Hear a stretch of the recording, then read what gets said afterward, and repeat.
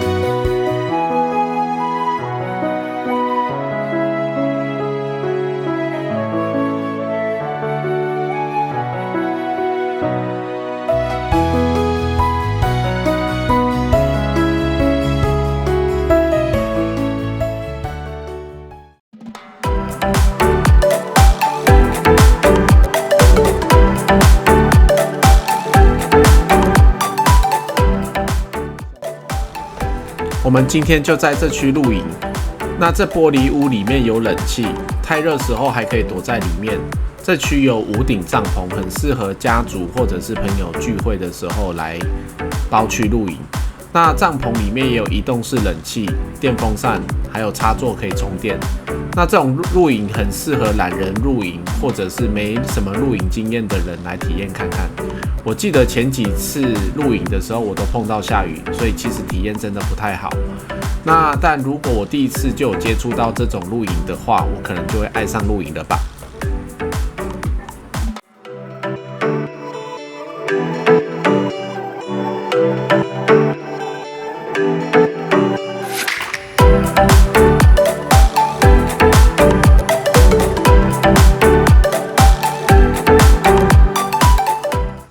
新式的那个代烤服务。